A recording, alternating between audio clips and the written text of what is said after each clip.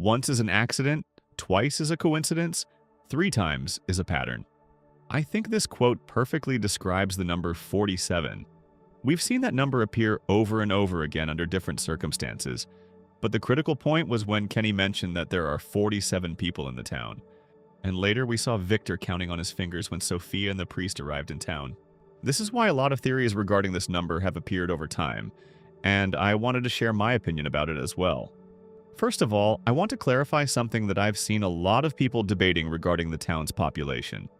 47 is a critical number, but it's not the maximum threshold for the number of people in the town. Let me explain what I mean.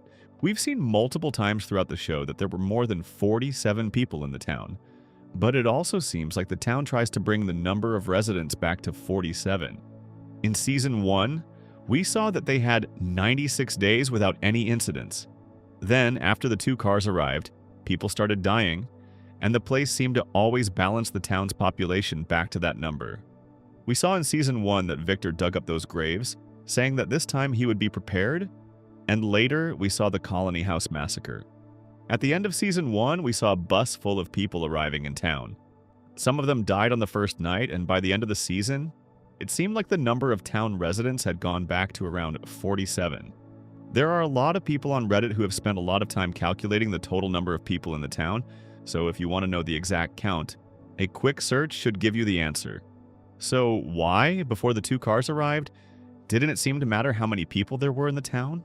And why did they have such a long period of time without any incidents, only for things to start going downhill immediately afterward? The answer to this question is that Jade and Tabitha arrived in the town, and they are the ones who started the countdown. Based on everything we know so far, Jade and Tabitha are the only people who were purposely drawn to the town. All the other residents arrived there by mistake. This is why it didn't matter whether there were more or fewer than 47 people in the town before they arrived. As I said, the number 47 is the critical number, not the threshold. Think of the number 47 like the critical point of a nuclear reactor. If the reactor spikes past its critical point for a few minutes or even a few days, the system can handle it. Nothing blows up immediately, but if it stays in that overloaded critical state for too long, a meltdown becomes inevitable. That's exactly how Fromville operates. The town can briefly tolerate having more than 47 people, but the longer it stays above that balance, the more violently the town reacts to bring the population back down to 47. When Tabitha wanted to go through the tree for the second time, she was stopped by the boy in white, who told her that they were running out of time. I think this is exactly why the boy in white said that, and it may also explain why he is aging like that. I believe there is a strong connection between him, the number 47, and the ending of this cycle. At the end of Season 3, I initially thought that the song Jade played had unlocked the Man in Yellow, but now we know that this isn't true. The Man in Yellow was present in the previous cycle as well, and based on that, I'm assuming that he was present in all of the cycles. So what if one of the rules of that place is that once the population remains at 47 for a certain amount of time, the Man in Yellow is unlocked? I've always found it odd how the monsters spared some of the people, like Randall and Boyd, while killing others. Of course, there are arguments to be made here, like the idea that they spared Randall because they wanted to induce fear in the people during the day, or that they spared Boyd because they wanted to break him. But let me ask you a question. If their purpose in keeping Randall alive was to induce fear in the people, then why let Boyd live? Boyd is the town's embodiment of hope. If Boyd dies, everything falls apart. Going back to the number 47, I'm not going to mention every instance where we saw that number. Instead, I'm mostly going to focus on the biblical aspect of it. The reason why I think this is the most relevant association is because the show has clearly hinted at this religious aspect, especially through Sophia. The first mention of this comes from Father Kotri, who told Sarah that there are 73 books in the Bible and asked her, "What if they are living the 74th book?" The Bible ends with the book of Revelation, specifically Revelation 22. The ending is essentially a vision of God's final victory and the restoration of creation. Jesus returns and evil is ultimately defeated. There is a vision of the new heaven and new earth. The new Jerusalem comes down from heaven. God dwells with humanity, and suffering, death, crying, and pain are gone. The river of the water of life flows from God's throne with the tree of life beside it. Humanity is invited to live with God forever. If you're wondering why I'm sharing all of this and what the connection is with From, just let me remind you of something. In case you forgot, the names of the last 2 episodes of Season 3 are Revelation Chapter 1 and Revelation Chapter 2. As I said at the beginning of the video, once is an accident, twice is a coincidence, 3 times is a pattern. In the last 5 minutes of Season 3, we are introduced to the man in yellow. What's even crazier is the fact that the first episode of Season 4 is called The Arrival, and it's clearly about the arrival of the man in yellow. Now, if we were to compare the ending of the Bible with From, we would find a lot of similarities. And all of these similarities make me think that this is where the writers drew some of their inspiration from, and that From could be an inverted story of Revelation. Based on the fact that the Bible ends with Jesus returning and evil ultimately being defeated, while at the end of Season 3 in an episode called Revelation Chapter 2, we are introduced to the man in yellow, the most evil entity in the town. I'm starting to wonder if the man in yellow could be some kind of evil Jesus. I know that might sound crazy, and I don't know if it makes sense yet, but bear with me because once I finish this comparison, I think you'll understand where I'm going with this. At the end of the Bible, humanity is invited to live with God forever, while suffering, crying, and pain are gone. Doesn't this sound strangely similar to the story of From, the monsters, the ritual, and the man in yellow? If we were to translate the ending of the Bible into the storyline of From, I think it could have played out something like this. In the original bargain, the man in yellow invited the town's residents to gain access to immortal life. A life where there would be no pain, suffering, or death. The people accepted it, and this is how they were transformed into the monsters. The ending of the Bible also talks about the river of the water of life and the tree of life, and both of these ideas seem to be hinted at in From. I believe that the river of the water of life from the Bible could be represented by the lake of tears, while the tree of life could be represented by the bottle trees. In Revelation 22:1, John is shown a river described as the water of life. It flows directly from the throne of God and Jesus into the New Jerusalem. This isn't presented as an ordinary physical river. Instead, it represents life coming directly from God. I've speculated about this in multiple videos, but I think Jade and Tabitha need to bring the bones to the Lake of Tears, and I believe this is how they could free the children and ultimately break the curse. If the association between the river of the water of life from the Bible and the Lake of Tears is correct, then this would make a lot of sense. The Lake of Tears would come directly from God and would have the power to bring the children back. I don't know how many of you have seen Lost, but most of you probably know that the producers of From also worked on Lost. I don't remember all the details because I watched that TV show a long time ago, but basically, everything in Lost was tied to a mysterious source of power deep underground. It was the source of life and other supernatural forces, and in order to keep that power under control, it was contained underwater. What I'm trying to say is that the writers of this show have already used a similar concept, with water being connected to the source of everything.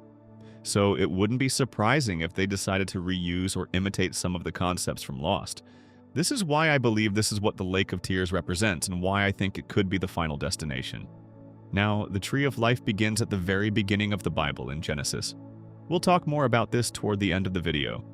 In the beginning, in Eden, there were 2 important trees, the Tree of Life and the Tree of the Knowledge of Good and Evil. Adam and Eve ate from the Tree of the Knowledge of Good and Evil, and God expelled them from Eden, preventing them from eating from the Tree of Life. By eating from the Tree of Life, Adam and Eve would have been able to live forever. In a way, this also resembles the monsters in From, and this is why I said that the TV show could be a twisted reinterpretation of the Bible. Because in the show, the monsters essentially eat from the Tree of Life by sacrificing their children. Adam and Eve were the original parents.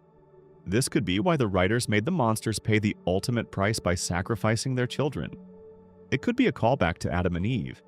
In the same way that Adam and Eve sacrificed their children's future by being cast out of Eden after disobeying God, the monsters sacrificed their children's future in exchange for eternal life.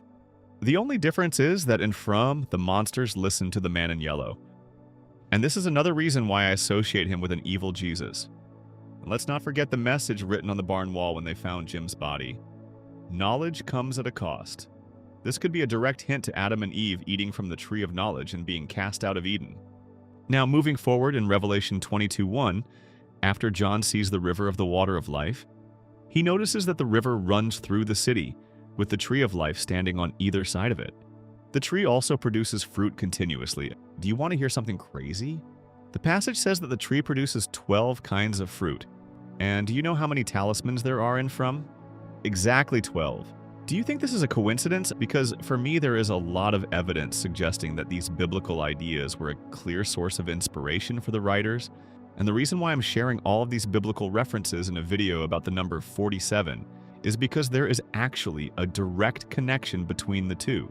Ezekiel chapter 47 describes a vision of water flowing from the temple. The water starts as a small stream and gradually becomes a great river. Wherever the river flows, it brings life and healing. This river described in Ezekiel's vision is closely connected to the river of the water of life, mentioned in Revelation 22. But there's another important detail in Ezekiel 47. The river doesn't just give life, it transforms something that was previously dead. Ezekiel specifically talks about the Dead Sea. The Dead Sea is famously extremely salty and hostile to most forms of life. But in Ezekiel's vision, the river reaches it and the waters are healed. Suddenly, life becomes possible there. Fish thrive. The previously dead waters become alive. What does this have to do with From?